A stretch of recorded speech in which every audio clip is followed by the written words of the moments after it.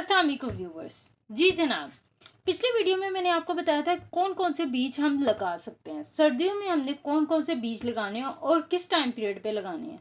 Mostly time period होता है सितंबर to नवंबर। ठीक है, हमने इस महीने में सितंबर, अक्टूबर एंड नवंबर, इन तीनों महीनों में अगर टेम्परेचर राउंड अबाउट 30 चल रहा है या 30 से डाउन चल रहा है, हम बीजों को ग्रो कर सकते हैं, क्योंकि बीजों की ग्रोथ के लिए टेम्परेचर सबसे ज़्यादा मैटर करता है।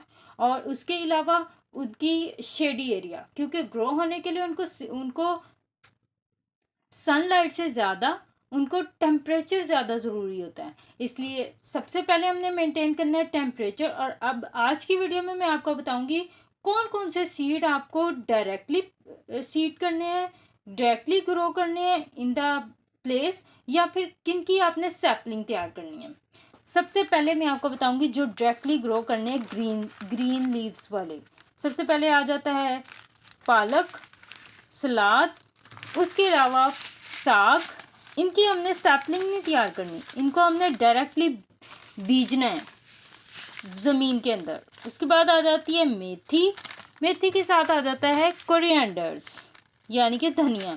ये चार ऐसी ग्रीन पत्तों वाली सब्जियां हैं जिनको हमने डायरेक्टली बोना है।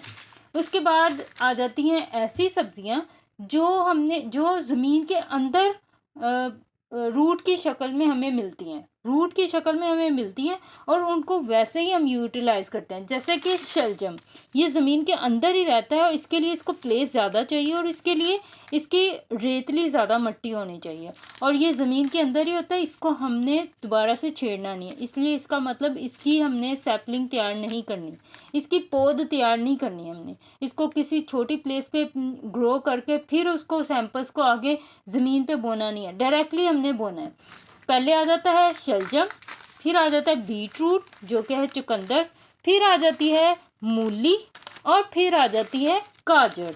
ये चार ऐसी सब्जियां हैं जो ज़मीन के अंदर ही ग्रो होती हैं रूट्स के तौर पे। इन रूट्स को हम यूज़ करते हैं।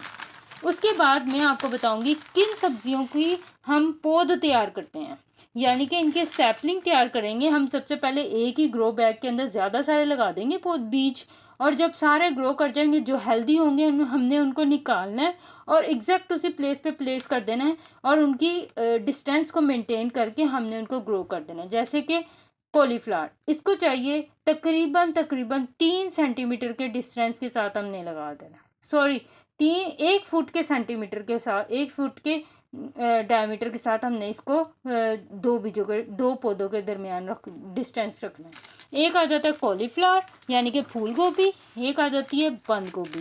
बंद गोभी में भी 2 सैंपल्स होते हैं, एक पर्पल और ग्रीन, हम तीनों ही लगा सकते हैं। उसके बाद आ जाती है सब्ज़ मिर्च। ये सब्ज़ मिर्च भी पौधों के ऊपर लगती है, इसलिए इसकी भी हम पौध तैयार करते हैं। इसके अलावा हम तैयार कर सकते हैं टमाटर के बीज की भी पहले पौध तैयार होती है, और उसके बाद हमने उसको एग्जैक्ट प्लेस के ऊपर रखना है जिसके ऊपर उसने बड़ा पौधा बनना है। आज की वीडियो यहाँ तक कि आपको आज की वीडियो कैसी लगी कमेंट में लाजमी बताइएगा। Thank you for watching.